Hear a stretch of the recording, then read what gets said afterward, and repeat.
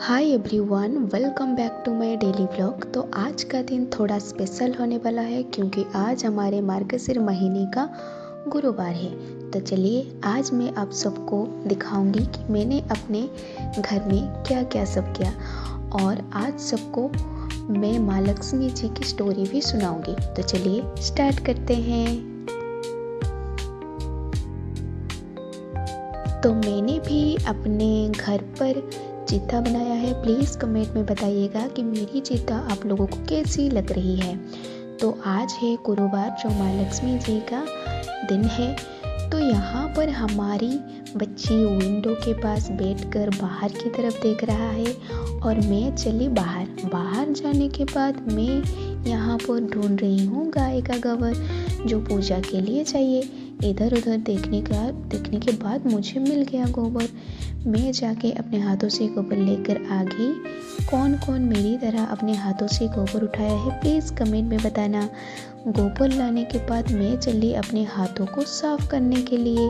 मैं यहाँ पर हाथों को साफ़ करने के बाद मैं चली पूजा करने के लिए। मेरे घर में भी मान बसता है लेकिन गांव में, इसीलिए मैं यहाँ पर नॉर्मल सी पूजा कर रही हूँ। पूजा करने के बाद मैं यहाँ पर श्रीमद् भागवत गीता का पाठ भी कर रही हूँ। मेरी तरह कौन कौन श्रीमद् भागवत गीता का पाठ करते हैं, कमेंट में बताइएगा। चलिए मैं आज आप सबको बताऊंगी माणवसा गुरुवार क्यों और कैसे मनाते हैं।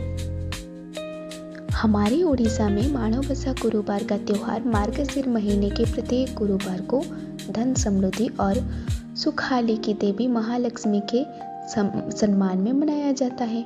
हमारी जैसी भक्तों का मानना है कि इस महीने देवी लक्ष्मी स्वयं हर घर में आती है और दुख दर्द दूर कर सुख समृद्धि लाती है।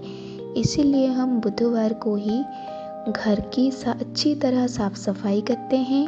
माना जाता है कि माँ लक्ष्मी केवल सच घर में ही प्रवेश करती हैं। हम लोग बुधवार को ही पूजा के लिए आवश्यक सामग्री जैसे पीतल का कलश, आम के पत्ते, दूब घास, फूल फल और विशेषकर केला, मिठाई, दही, कुमकुम, चावल और श्री महालक्ष्मी व्रत कथा की किताब और बहुत सारी चीज़ें इकट्ठा कर लेते हैं।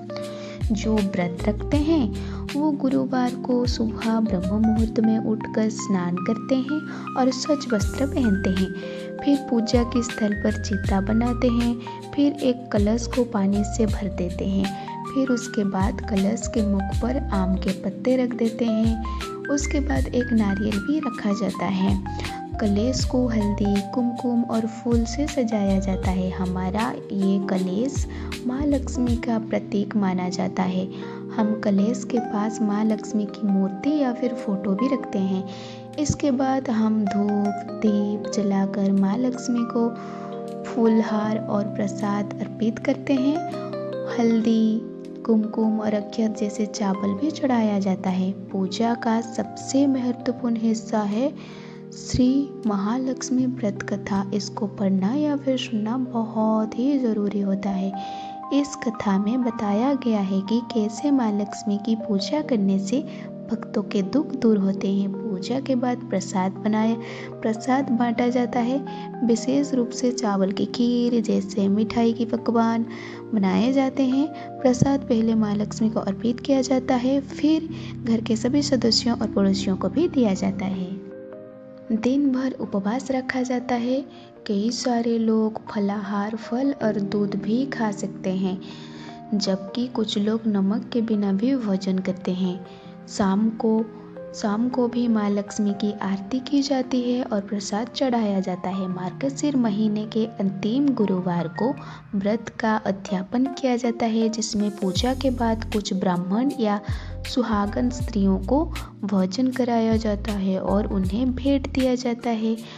और इस प्रकार साफ सफाई, विधि पूर्वक कलश स्थापना और कथा प्रसाद के साथ मार्गशीर गुरुवार का व्रत पूरी श्रद्धा से मनाई जाती है। इसके बाद मैं, मेरी मम्मी और मेरी छोटा सा भाई हम चले गए मंदिर ठाकुर जी के दर्शन के लिए। ये देखिए हम पहुंच गए मंदिर में। देखिए हमारा मंदिर कितना सुंदर लग रहा है। मैं आप सबको मंदिर के अंदर नहीं दिखा सकती क्योंकि फ़ोन कैमरा अलाउ नहीं है, इसीलिए। अगर आपको मेरी वीडियो अच्छी लगी तो लाइक, कमेंट, शेयर और सब्सक्राइब कर दीजिएगा। तो मिलते हैं नेक्स्ट ब्लॉग में। राधे राधे।